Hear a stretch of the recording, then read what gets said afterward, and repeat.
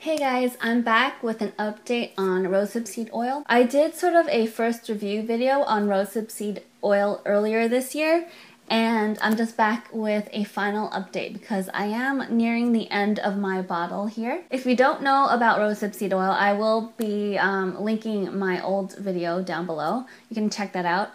But in general, rosehip seed oil is really good for dry and mature skin because it has like fatty oils in it. It's also known to help fade marks and sort of post-acne marks. I'm not sure about scars, but post-acne marks, any sort of maybe cuts and stuff like that. That was a major reason I bought this because I have some freckles on the tops of my cheekbones that were sort of getting out of hand in my opinion, so I wanted to help sort of contain them. I can attest, after using it for however many months it's been, about 7 months, this really works to help diminish marks. I definitely noticed that my freckles were lighter and there weren't so many of them.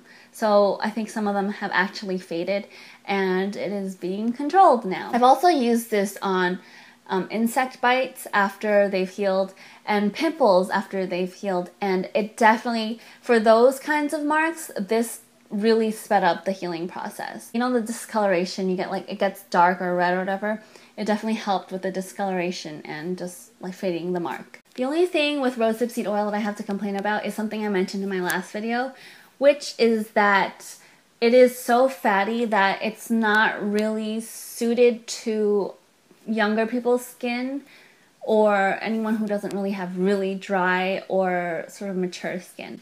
I have combo normal / dry skin depending on the season, and I started using this sort of at the end of winter, and I used it every day in the beginning, just a dab, like a drop of it, and I would sort of go like this on the parts where I wanted to fade my freckles, and I definitely noticed pretty quickly, maybe a week or so, that I was getting those little pimples, little white ones, in the areas that I was applying the rosehip seed oil onto. So I calmed it down a little bit. I started applying about 2 to 3 times a week, and I got down to about 1 to 2 times a week. That was sort of a sweet spot. I still do have some of those little bumps. I don't know if it's from this or something else I'm using, but it's definitely calmed down a lot, and apparently it's working for the freckles. So I guess that's a good thing. During the summertime though, I did get like a dry patch over here on my neck for some reason, and I used that, like a lot of it, and I just like smeared it onto that spot,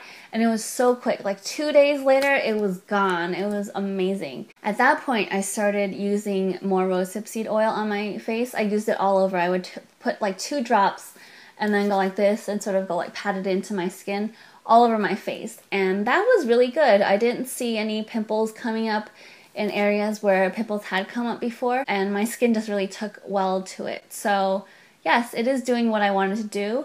Unfortunately, it could be better. I wish I could use it more frequently. One thing I love about rosehip seed oil is its texture. It absorbs so quickly and it turns into this powdery kind of feeling on your skin once it absorbs. And one thing to note, I guess, is the smell and the color. The color is a bright orange color. It's kind of almost a neon orange. And it smells like carrot seed oil, but once it absorbs, which it does really quickly, the smell pretty much dissipates. If you do want to use rosehip seed oil really often, maybe every day and a lot of it, it might stain your skin like yellow or something. So in that case, I would dilute it with some other kind of carrier oil that you want to use on your face, or you can even add a drop or 2 of it to your current moisturizer. So I've used it for freckles, I've used it for post-pimple and acne marks, I've used it on insect bites and dry patches, and it has worked wonderfully for all of those things. I will definitely be repurchasing this in the future. I did buy the Life-Flo brand, which is pure rosehip seed oil, and it's cold pressed and organically grown. I will definitely repurchase it in the future, but not for a while, not immediately, because I did buy camellia seed oil and sea buckthorn oil, which I've heard have pretty similar properties, and I want to test them out to see if I can use it more frequently without getting pimples and stuff like that. So I hope this video was helpful to you if you have skin like mine, which is combo, dry, normal-ish. I wouldn't recommend it for oily skin unless you're only using it for post-acne marks and insect bites and that sort of thing. If you have any questions at all about rosehip seed oil, feel free to ask. And thanks for watching and for subscribing, and I will see you guys next time.